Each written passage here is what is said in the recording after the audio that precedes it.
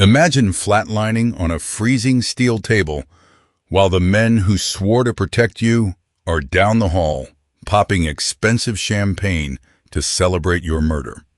That is exactly the situation 34-year-old Gabriel Falconer, the undisputed head of the Chicago syndicate, found himself in at exactly 11:42 p.m.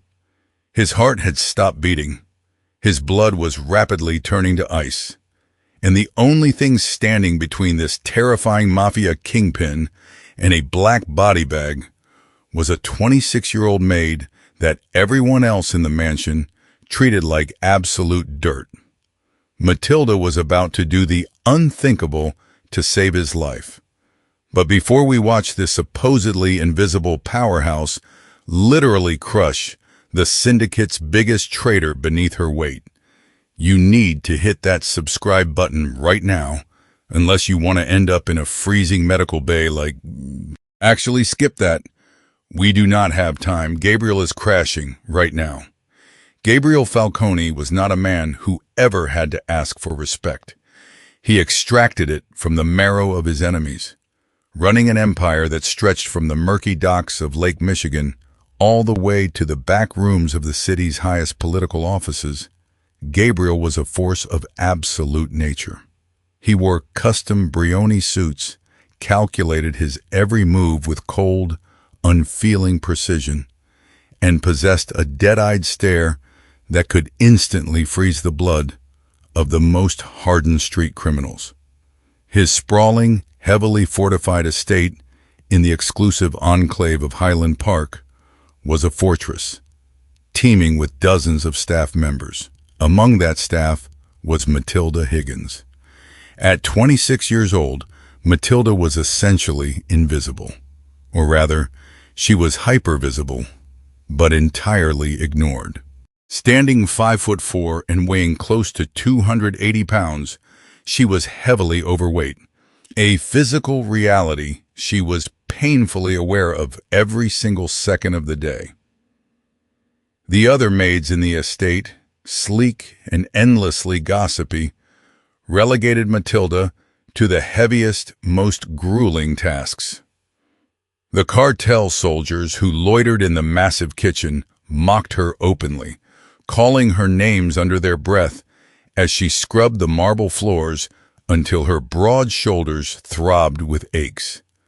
But Gabriel Falcone never mocked her. 3 months prior, an arrogant, wiry underboss named Carmine Rossi had intentionally tripped Matilda in the grand foyer just for a laugh. She had fallen hard, her heavy frame crashing against the imported Italian tiles, completely shattering a silver tray of crystal glasses. As Carmine and his soldiers erupted into cruel, echoing laughter, Gabriel had walked into the room. The laughter died instantly. Gabriel did not yell. He simply looked at Carmine, his voice dropping to a low, lethal murmur. He told Carmine that if he ever disrespected the people who kept the house standing again, he would have him cleaning the floors with his tongue. He ordered the underboss to pick her up and apologize. Since that exact moment, Matilda harbored a fierce, unwavering loyalty to the Mafia boss. She knew he was a killer, but in her harsh world of constant humiliation, he was the only person who had ever demanded she be treated like a human being. Then came the freezing Tuesday night in November, when the illusion of Gabriel's invincibility shattered into a million pieces. It was an inside job. During a routine syndicate meeting at a dark warehouse in the West Loop, Gabriel was ambushed. The crossfire was chaotic and deafening, supposedly orchestrated by the rival Corsican faction. But the heavy warehouse doors were unlocked from the inside by one of his own men. Gabriel took 3 bullets. 2 slammed into his abdomen, and 1 grazed his chest dangerously close to his heart. The Falcone estate was thrown into absolute pandemonium when the fleet of black SUVs roared up the driveway, their thick tires tearing up the manicured green lawns. Panicked cartel soldiers dragged Gabriel's heavily bleeding body into the East Wing, a section of the mansion outfitted as a state-of-the-art underground trauma center. Dr. Harrison Mitchell, a disgraced former chief of surgery at Johns Hopkins, who now made millions patching up the criminal underworld, was already waiting with his gloves snapped on. Matilda watched from the dark shadows of the walk-in pantry, her heart hammering violently against her ribs. Her breath caught in her throat as she saw the sheer, terrifying volume of blood soaking through Gabriel's ruined white dress shirt. The heavy medical bay doors slammed shut, sealing the kingpin inside. For 2 agonizing hours, the entire mansion held its breath, completely unaware that a treacherous plot was about to tear the empire apart from the inside out. Carmine Rossi paced the hallway, surrounded by loyalists who were already beginning to whisper treasonous thoughts about succession, dividing territories, and who would ultimately control the lucrative offshore accounts in the Caymans. Inside the surgical suite, Dr. Mitchell was losing the battle. Gabriel's blood pressure was plummeting. Mitchell barked at his assistant to push another milligram of epinephrine, but the panic in the room was palpable.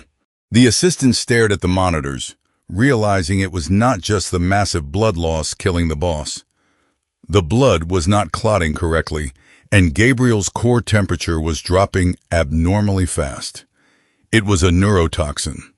The bullets had been laced with a lethal cocktail of synthetic tetrodotoxin, a paralytic poison mixed with a heavy sedative. It was engineered in an underground lab to shut down the central nervous system entirely, flawlessly masking the exact moment of death. The medical monitors began to scream. The flat line was jagged, relentless, and completely final.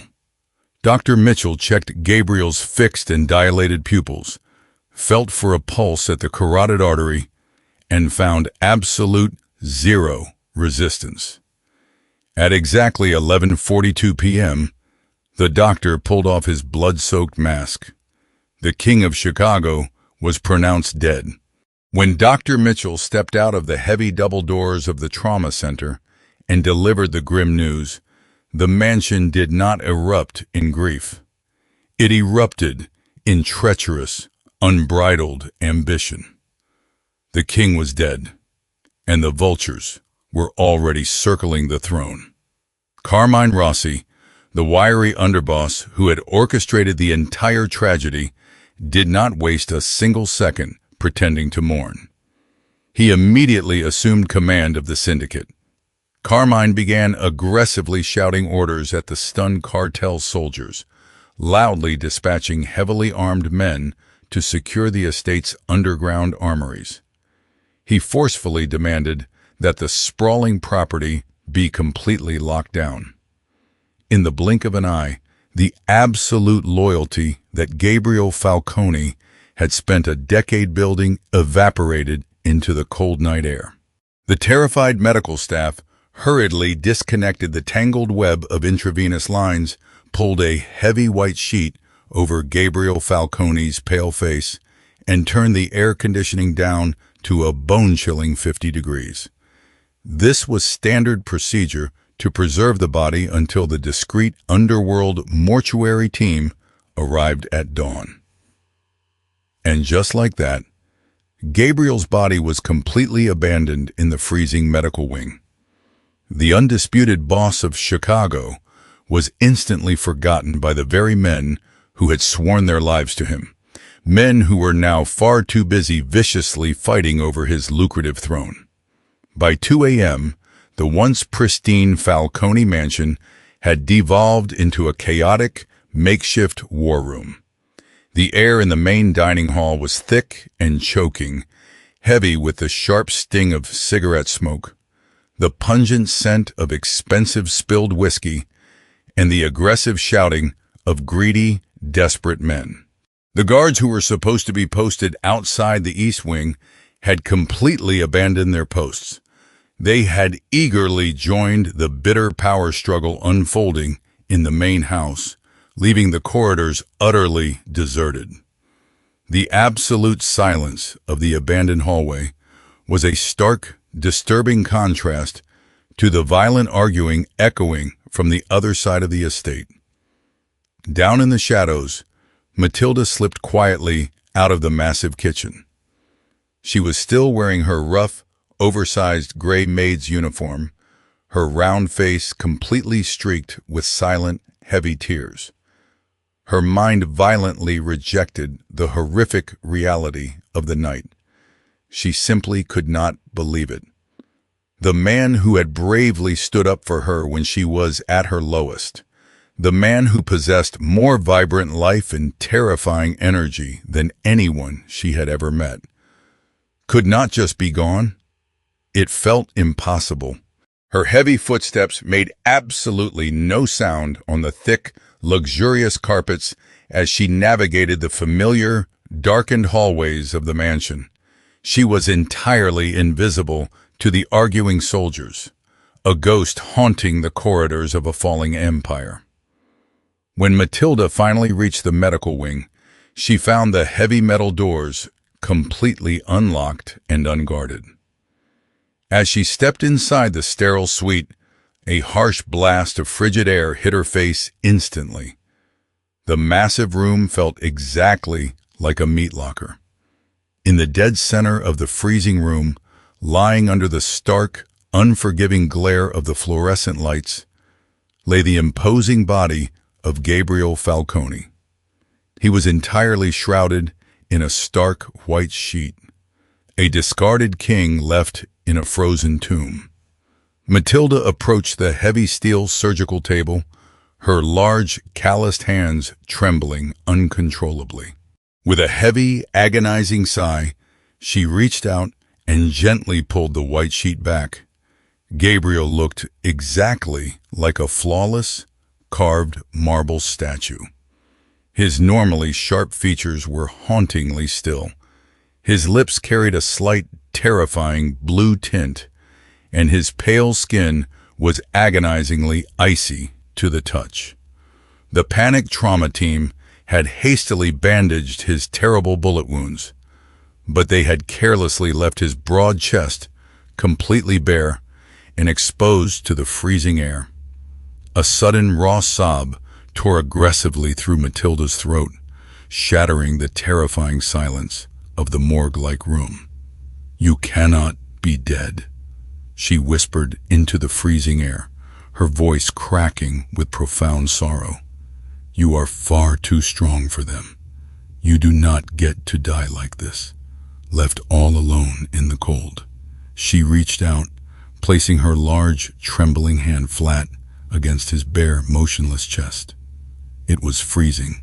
The lethal synthetic neurotoxin running through his veins, violently combined with the extreme drop in the room's ambient temperature, was rapidly freezing his internal tissues. Every instinct in Matilda's brain screamed that something was horribly wrong.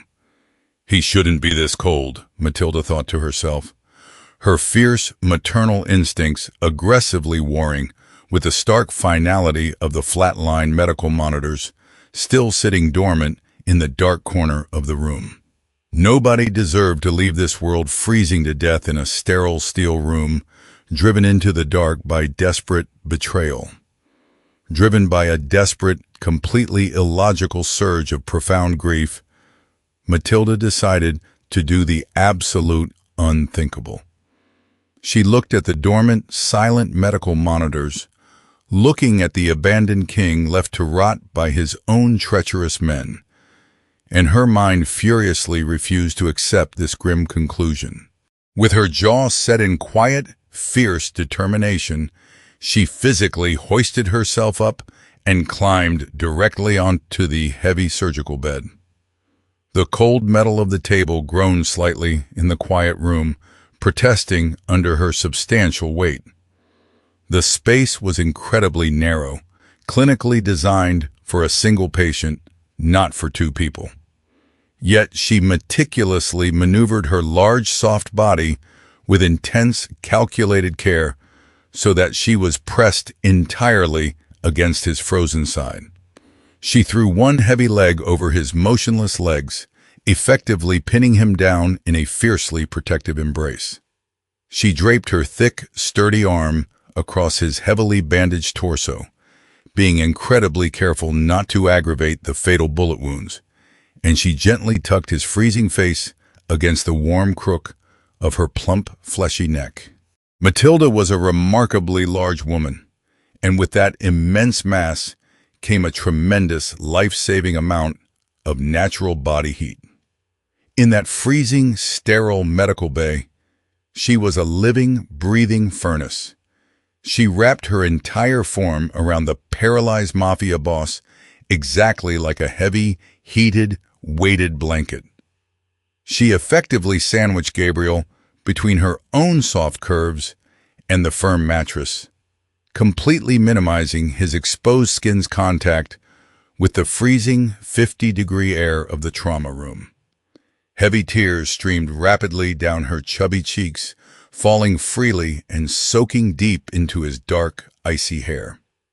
"I am here, Mr. Falcone," she whispered into the desolate quiet of the room, her voice trembling but utterly resolute. "I am right here.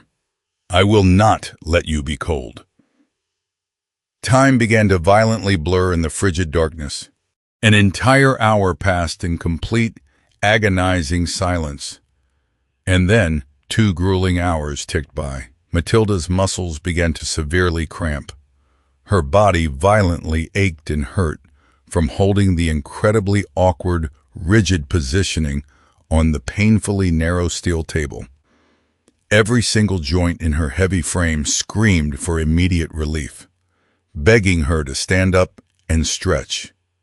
But she adamantly refused to let go. Her sheer bulk was acting as a flawless, organic insulator, aggressively fighting back the biting cold of the room. The ambient temperature of her body was running burning hot at 99 degrees, elevated significantly due to her sheer emotional distress. That intense, radiating heat was slowly and steadily bleeding directly into his icy, unresponsive flesh. It was a microscopic battle waged across every single inch where their bodies touched, her vibrant, living warmth forcefully pushing back against the chemical ice of the synthetic poison. Around 4:15 a.m., the exhausting, deadly stillness of the room was finally broken. Matilda shifted her heavy weight to relieve a massive, blinding cramp shooting up her thigh. As she adjusted her position, her large chest pressed firmly against his bare sternum. Suddenly, she paused. She frowned deeply, her brow furrowing in the dim fluorescent light, and she completely held her breath. She slowly lowered her head, pressing her ear flat against his bare chest, positioning it exactly over his heart, and squishing her warm cheek against his stubbornly cold skin. At first, there was only the terrible, deafening silence of a corpse. Then, she heard it. It was a sound so incredibly faint, so profoundly weak. She almost immediately convinced herself that her exhausted, grieving mind had completely imagined it. Thump. It was agonizingly weak. It was incredibly, terrifyingly slow. Matilda froze, her entire massive frame going completely rigid as she waited. A full, excruciating 60 seconds passed in total, agonizing silence. She forcefully counted every single second in her head, the icy air stinging her tear-stained cheeks as she prayed to hear it just one more time. Thump. Matilda gasped violently, her eyes flying open as a massive jolt of electricity seemingly struck her spine. Her mind raced, desperately grasping for a logical explanation. Suddenly, she vividly remembered a daytime medical show she had watched months ago, while diligently ironing the estate's endless supply of bed linens. The television program had meticulously explained how extreme hypothermia can perfectly mimic human death. It detailed how certain severe toxins can drastically slow the human heart to a nearly undetectable crawl. The terrifying realization hit her like a runaway freight train. He was not dead. The lethal synthetic poison had not actually killed the King of Chicago. It had essentially put him into a terrifying, paralyzed state of suspended animation. The powerful neurotoxin had artificially slowed Gabriel's heart rate down to a single solitary beat per minute. This agonizingly slow rhythm was entirely undetectable by a standard rushed pulse check from a panicked doctor. It was incredibly easily missed by these sophisticated medical machines, especially if the internal electrical voltage dropped far too low to register a reading on the monitors. Gabriel Falcone was alive, trapped inside a frozen, paralyzed shell, waiting for someone to pull him back from the absolute brink. But the freezing room was going to kill him for real if his blood did not start moving immediately. Panic and pure, unadulterated adrenaline violently surged through Matilda's heavy frame. She knew she could not yell for help.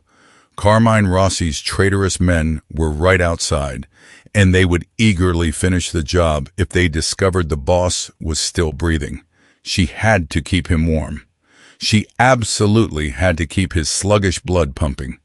With a sudden burst of frantic energy, Matilda shifted her position.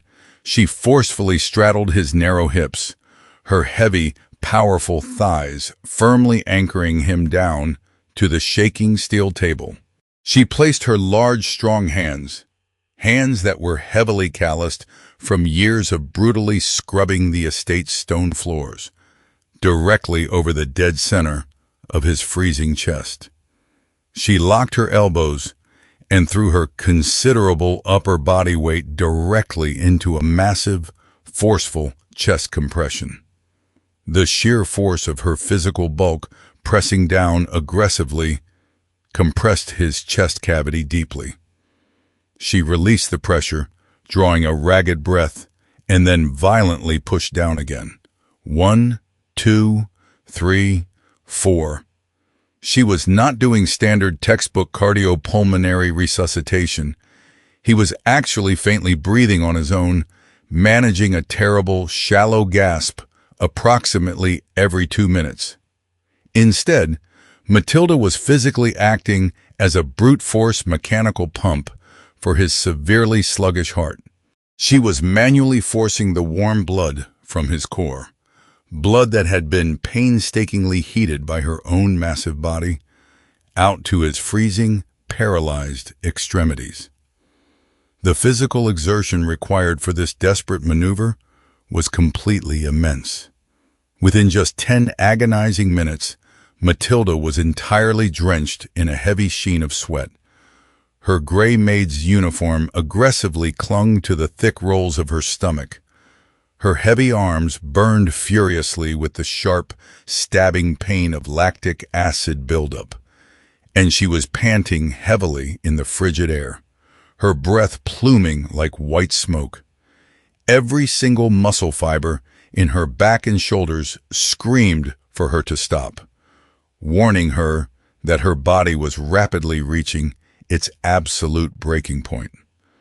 But every single time she wanted to stop, every time she felt she could not push down one more time, she looked directly at Gabriel's pale, motionless face. She vividly remembered the life-changing day he had saved her dignity in the grand foyer.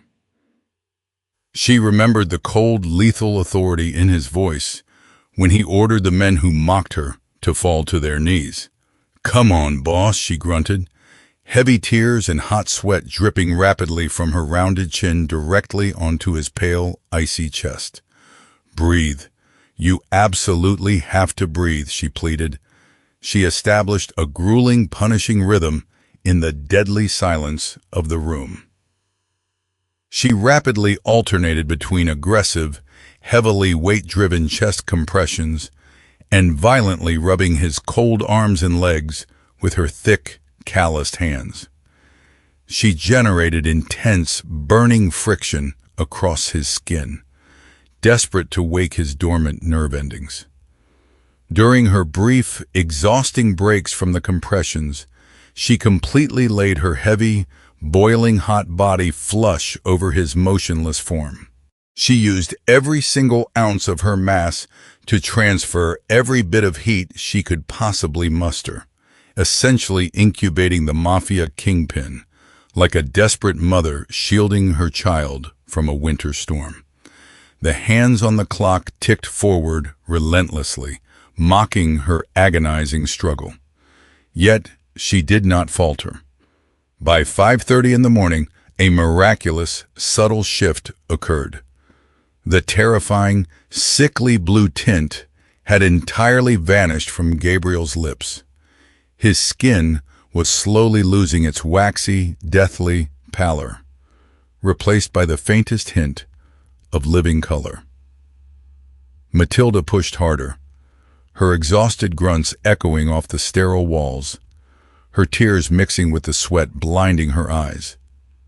By 5:50 in the morning, as her arms threatened to give out completely, Matilda felt it. It was a distinct, beautifully steady flutter directly beneath her bruised, calloused palm. His heart was rapidly speeding up on its own. The brutal, mechanical pumping of his blood, combined with the extreme, blistering heat of her heavy body, was successfully fighting off the lethal, paralytic effects of the poison.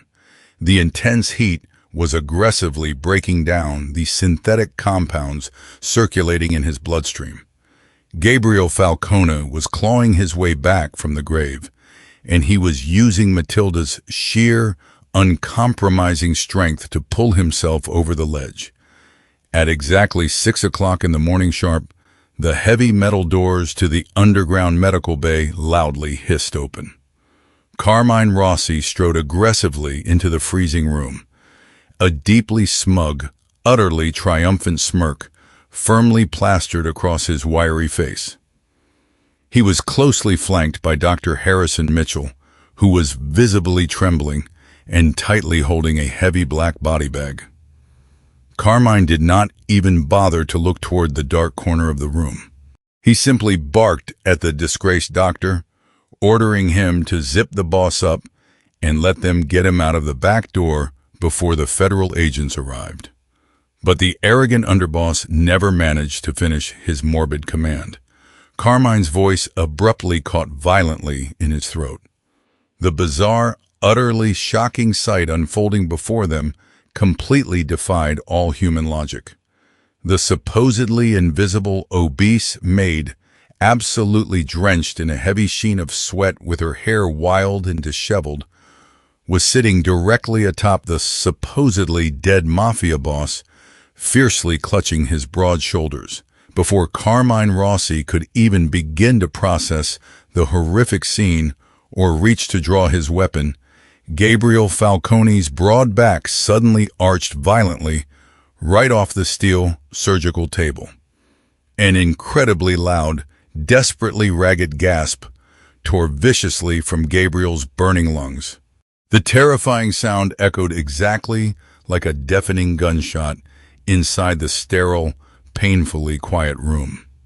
His massive chest heaved violently, desperately sucking in massive amounts of freezing, life-giving oxygen. Gabriel's eyelids snapped aggressively open, instantly revealing dark eyes that were completely bloodshot, endlessly furious, and terrifyingly alive. Gabriel turned his head agonizingly slowly, his lethally cold gaze locking directly onto a completely paralyzed Carmine Rossi. Carmine stumbled awkwardly backward, a pathetic, terrified whisper escaping his trembling lips as he stuttered that Gabriel was supposed to be dead. Gabriel let out a wet, rattling cough, his lungs desperately clearing the stagnant air, and he slowly looked up at the exhausted, heavy-set maid who was still protectively hovering right over his bare chest. He reached up slowly, his large hand trembling slightly from the immense physical strain, and he placed it gently over Matilda's bruised, calloused hand. "Not anymore," Gabriel rasped heavily into the freezing air. His voice was a terrifying graveyard whisper that instantly made the blood run completely cold in Carmine Rossi's traitorous veins.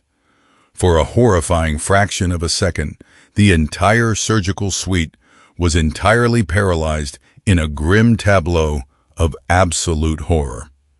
Carmine Rossi stared blankly at the cold steel table, his scrambling mind violently rejecting the completely impossible reality standing right before him. The medical monitors in the dark corner were still totally dead.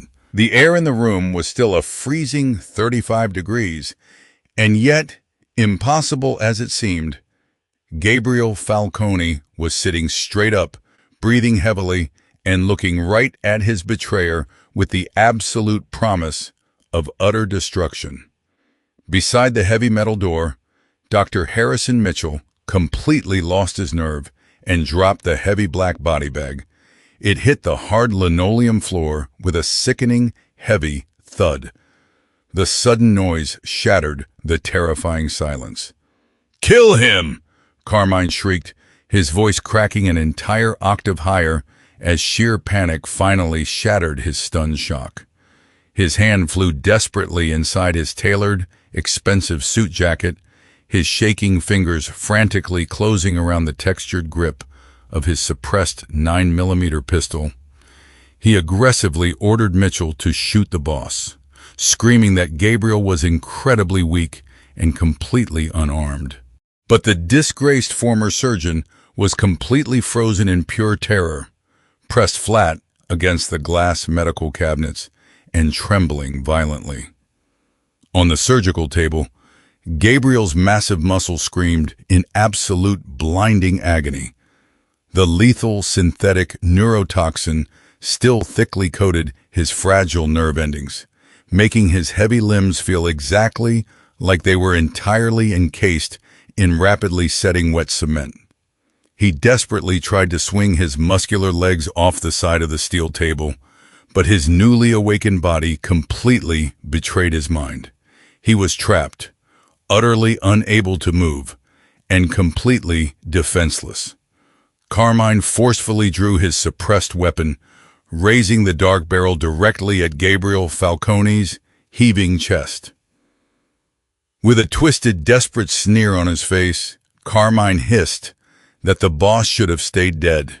The traitor's finger tightened deliberately on the cold metal trigger, entirely ready to finish the assassination and finally end the terrifying reign of the Chicago Syndicate's undisputed king. Before Carmine Rossi could even begin to pull the heavy metal trigger of his suppressed 9mm pistol, a guttural, truly terrifying roar violently echoed through the freezing trauma room. It was absolutely not Gabriel Falcone who made that bone-chilling sound. It was Matilda Higgins. Her heavy muscles were completely exhausted, burning fiercely with the agonizing acid of performing 2 straight hours of desperate chest compressions. Her rough gray uniform was heavily soaked in cold sweat and Gabriel's blood. Yet in that defining fraction of a second, none of the pain or exhaustion mattered. Running entirely on pure, unadulterated adrenaline and a fierce primal protective instinct, the heavy-set maid aggressively launched her massive frame directly off the edge of the steel surgical table. She absolutely did not hesitate for a single microsecond. She did not stop to think about the lethal weapon pointed directly at them, and she completely ignored the overwhelming danger that could end her life instantly. In that terrifying, frozen moment, Matilda only saw the very first man who had ever treated her like a decent human being, and she watched as he was about to be brutally murdered by a treacherous coward. The arrogant underboss had never even considered the invisible maid a genuine threat.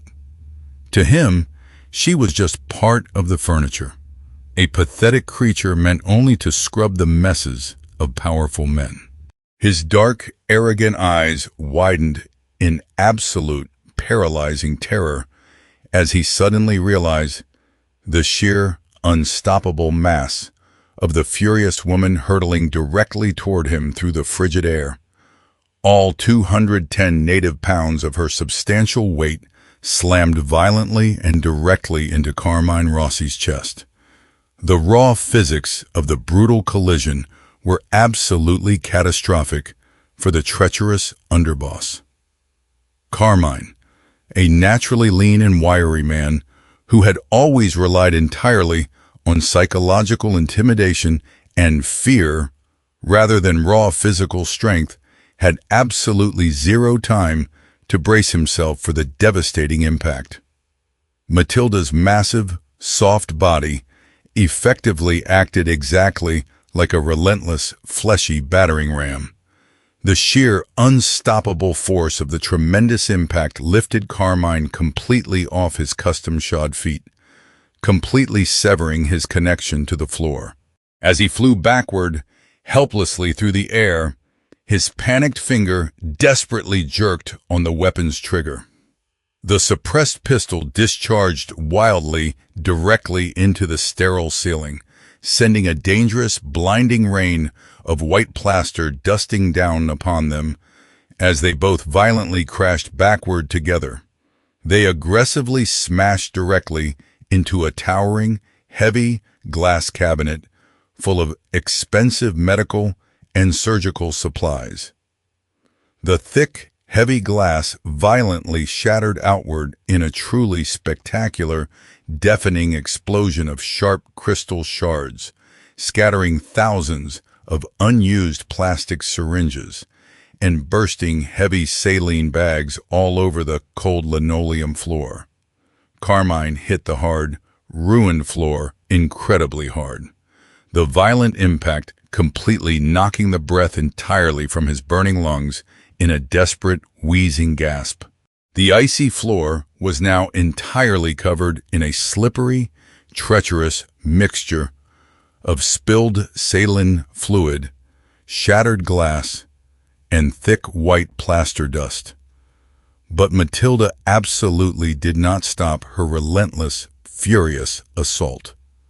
She aggressively descended upon him with the complete crushing weight of her heavy frame, forcefully pinning his chest directly to the cracked linoleum floor. She viciously grabbed his gun wrist with both of her thick, calloused hands, her grip locking in like an inescapable iron vise. She began brutally slamming his trapped hand violently against the hard floor with a terrifying, desperate force, over and over again, until his bruised, fractured fingers violently spasmed and finally released the dangerous weapon. The suppressed pistol instantly skittered rapidly across the wet, slippery floor, finally coming to a dead halt, right near the cold metal leg of the steel surgical table, completely out of the traitor's reach. Carmine desperately wheezed, his thin, bruised face rapidly turning a dark, choking purple as he violently struggled to breathe beneath her immense, suffocating bulk. He viciously screamed at her to get off him, cruelly calling her a fat cow as he thrashed helplessly on the bed of broken glass. In a desperate, panicked bid for freedom, the trapped underboss punched wildly at her wide ribs, his sharp, bony fist sinking deeply into her soft, yielding flesh again and again. But Matilda fiercely gritted her teeth, completely ignoring the sharp, stinging pain of his desperate blows as her adrenaline masked the damage. She stubbornly drove her heavy, powerful knees aggressively into his fragile shoulders, effectively and completely trapping him against the ruined floor.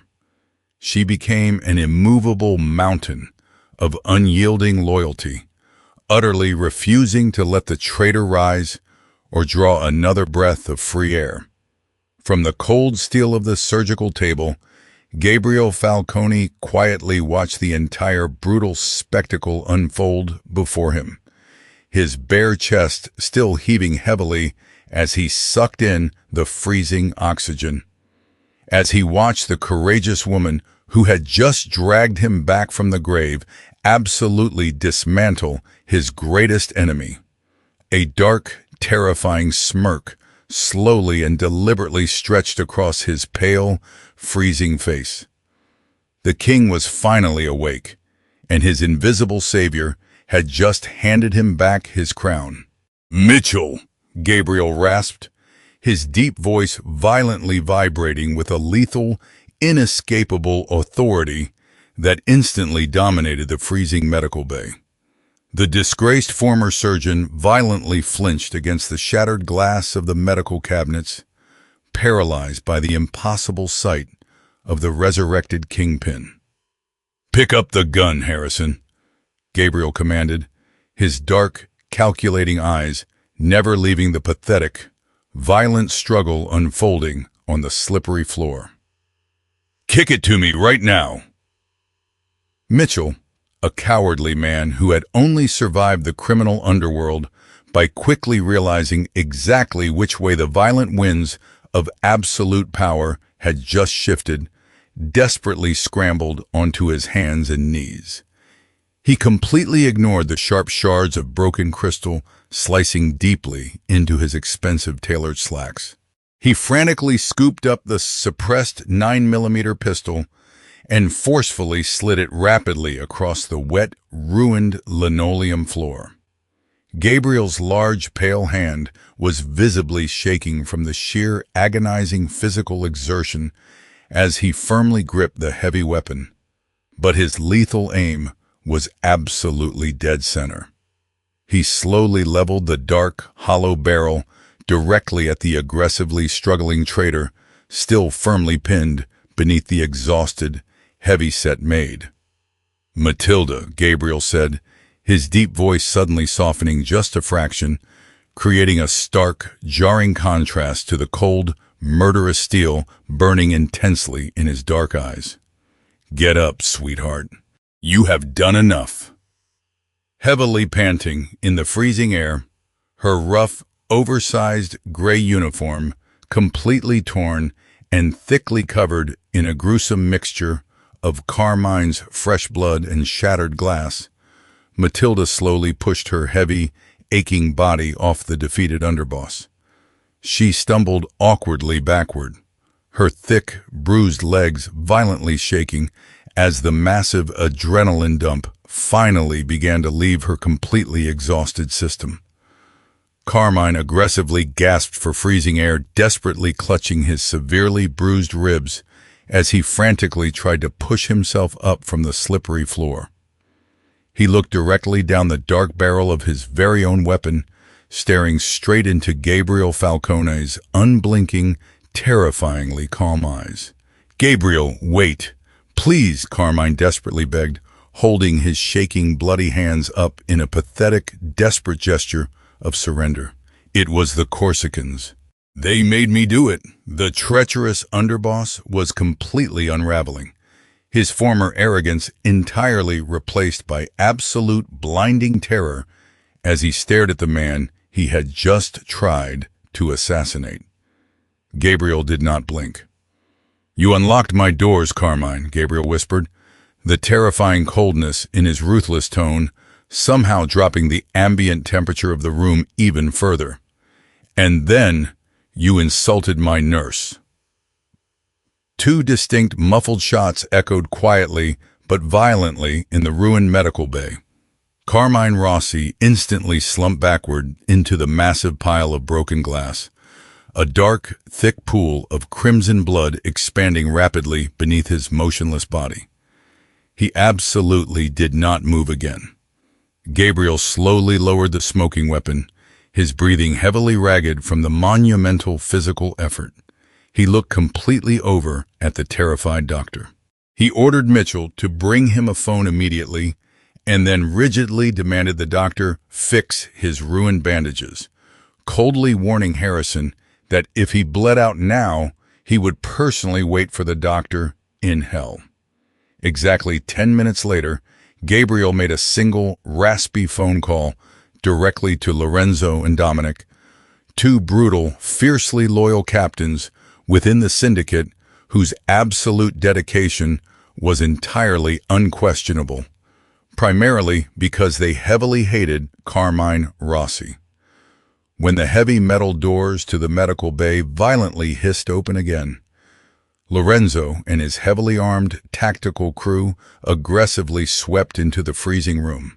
They took one single stunned look at their resurrected boss sitting upright on the steel table, and then quickly glanced at the heavily bleeding, dead corpse of Carmine rotting on the floor, and every single hardened soldier immediately dropped their eyes in a show of absolute, unquestioning submission. "Clean this up," Gabriel ordered, his deep voice growing significantly stronger by the minute as the intense heat slowly returned to his poisoned blood. "Lock down the entire estate. Any man who swore loyalty to Carmine in the last 6 hours is to be taken directly to the docks and drowned. No exceptions." Lorenzo nodded instantly, respectfully agreeing to execute the brutal command. "And Lorenzo," Gabriel added softly, gesturing with a bloody hand directly toward the dark, freezing corner of the room. Standing completely alone in the shadows, shivering violently as the terrifying reality of the night washed over her, was Matilda. She had tightly wrapped her thick, heavy arms protectively around her large stomach, looking nervously down at her scuffed shoes, absolutely terrified that she had severely overstepped her strict boundaries. She was just a lowly maid, and she had just violently assaulted a dangerous Mafia underboss. "Prepare the master suite," Gabriel commanded, his dark, intense eyes never leaving Matilda's terrified face.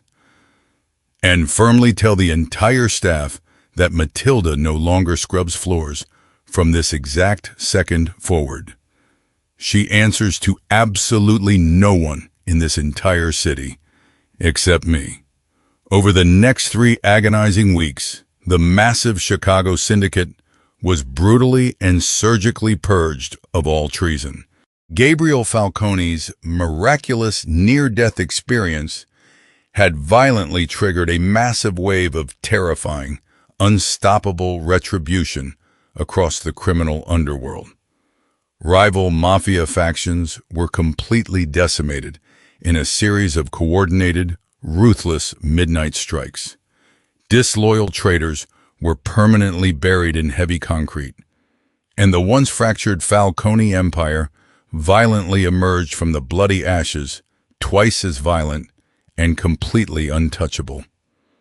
Frantic, terrified whispers quickly ran through the entire criminal underworld about the terrifying Mafia boss who had literally conquered human death, a dark, impenetrable mythos that instantly made Gabriel Falcone far more feared and respected than ever before.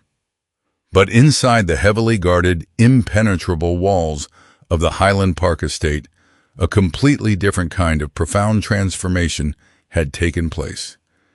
It was a deeply rainy, quiet Tuesday afternoon.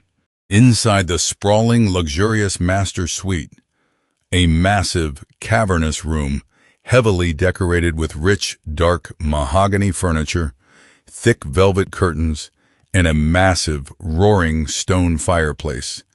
Matilda stood incredibly awkwardly in front of a massive floor-to-ceiling mirror. She was absolutely no longer wearing the rough, oversized gray maid's uniform. Instead, she wore a breathtaking, custom-tailored emerald green silk wrap dress. The incredibly expensive fabric draped elegantly over her wide hips and heavy, powerful thighs, plunging slightly to perfectly flatter her large bust.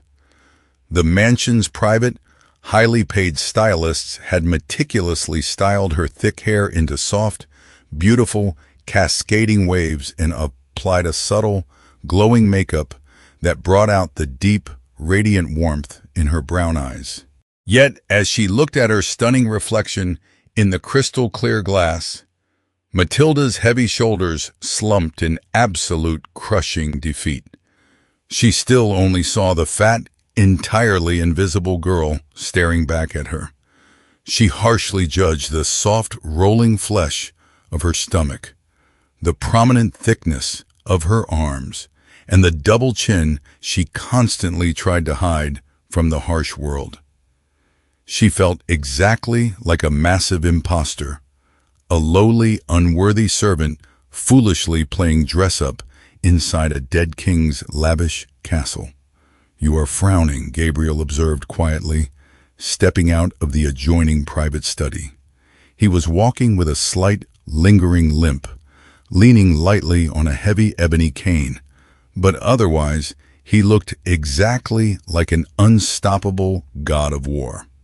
He wore flawlessly tailored black slacks and a crisp black dress shirt casually unbuttoned at the collar. He walked slowly and purposefully across the thick, expensive Persian rug, his dark, intense eyes locked completely onto her nervous reflection in the tall glass mirror. "I look utterly ridiculous, Mr. Falcone," Matilda whispered softly, looking down at her perfectly manicured hands in absolute burning shame. "I am far too big for beautiful clothes like this. I look exactly like a stuffed sausage. The estate staff, they heavily look at me in the hallways. I know exactly what they are all thinking." Gabriel stopped directly behind her. He absolutely did not hover or hesitate. He pressed his firm, muscular body forcefully and firmly against her broad back, securely wrapping his strong, scarred arms completely around her thick, soft waist.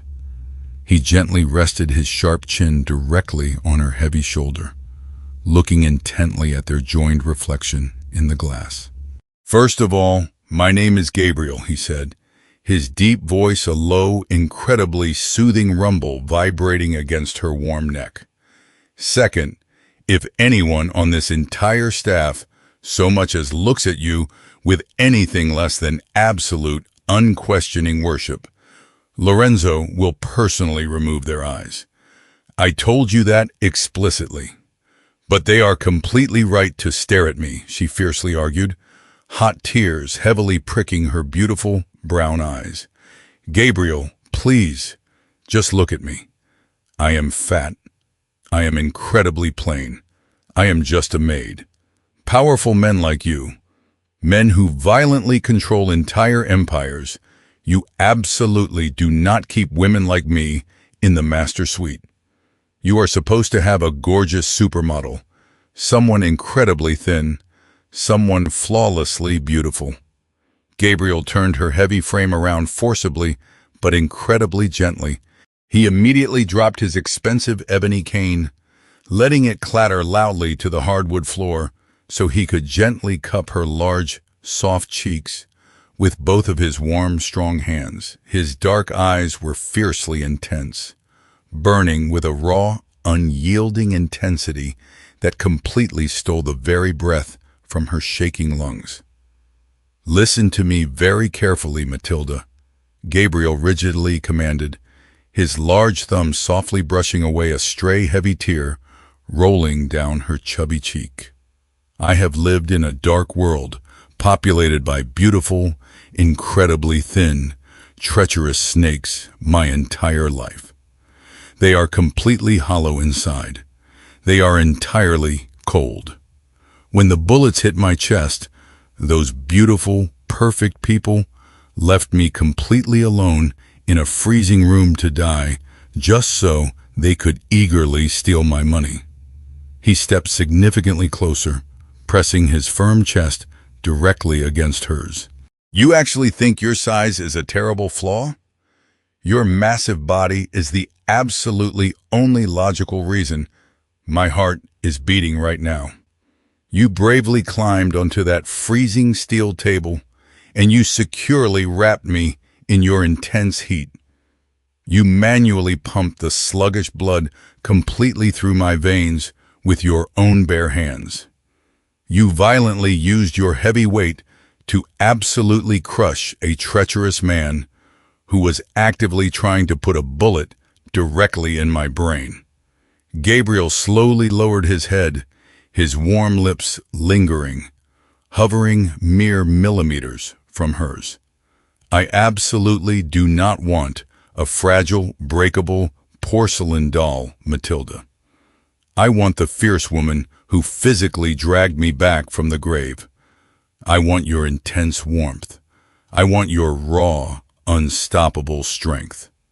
I want exactly how soft you naturally are, because you are the absolutely only real, genuine thing in my entirely synthetic, violent world.